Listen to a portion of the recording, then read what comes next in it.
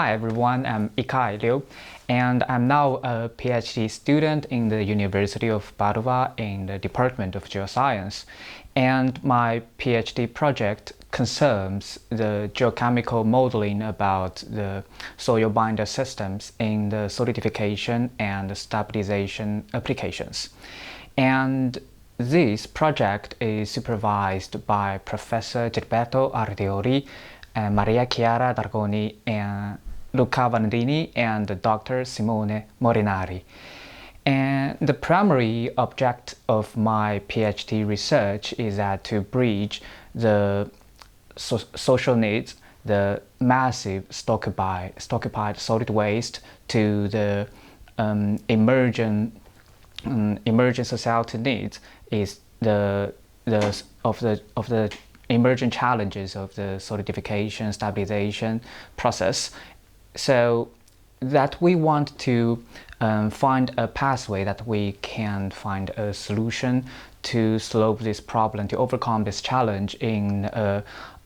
carbon negative pathway. So as is known to us all that because of the urbanization and industrialization, that for now that people have been discarding growing quantities of the solid waste during the past decades, and this old-fashioned and also this, and especially that this way is even nowadays it's the predominant way that how the people, how the society, how the government, and how the enterprise that they treat the solid waste is just to discard it everywhere, discard to the land and just to dump it to everywhere. So this old-fashioned way is that definitely not sustainable. So that nowadays that we just find that this will give and that this way is that this way would damage the surrounding environment, damage the surrounding water bodies, and especially for the heavy metal pollution, that it is this heavy metal pollution is easily water soluble, and also it is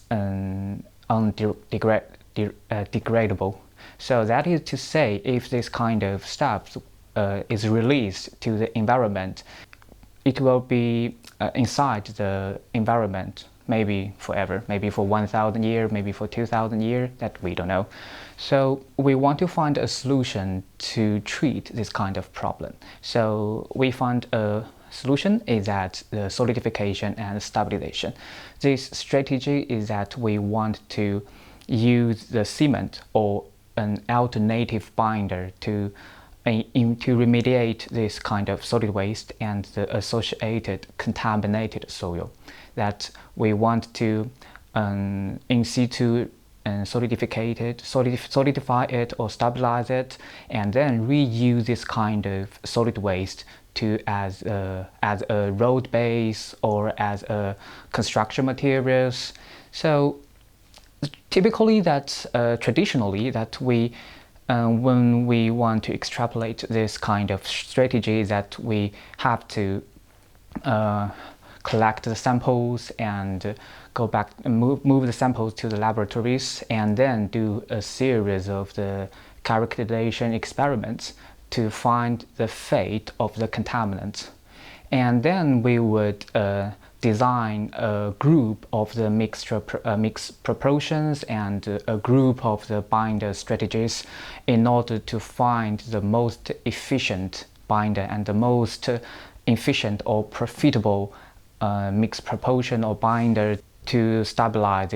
this solid waste we collected. So despite this experimental observation can give us sufficient information about the fate of the contaminants, and also about the fate of the for instance the heavy metals before the stabilization and after stabilization. But this old way is time consuming and cost consuming, so that we want to find a new pathway to overcome this long-term experiment, because we have to wait for the curing and wait for a long term of the experiment. So we just so that maybe the geochemical model could be a promising way that we can overcome this problem. So the publication we just published that it is a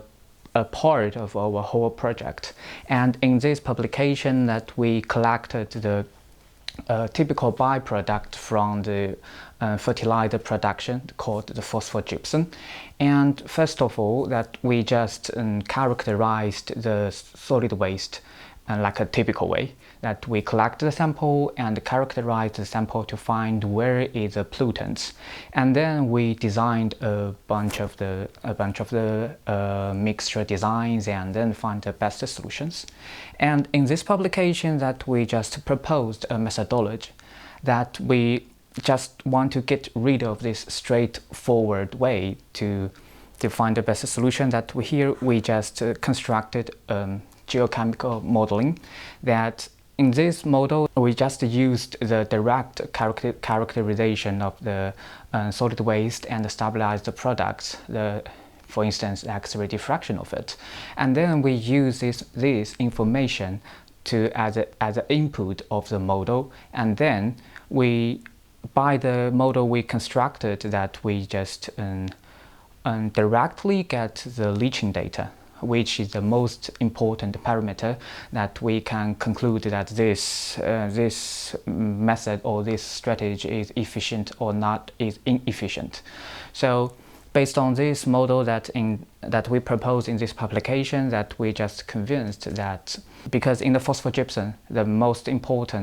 most key factor is that we have to find the fate of the fluoride and the phosphate, which are the main contaminants within the phosphogypsum. So hearing both the experimental observation and the geochemical modeling, that they just explained us that, for instance, in this figure, that they have a amphoteric behavior of the leaching behavior, and also in this geochemical model that they gave us some evidence about which the predominant phase that control the releasing of these two phases. So that is all that I want to share about my work now, and also on the following research and also on the following studies where we have proposed all the field application about the geochemical model and about the characterization of the contaminants.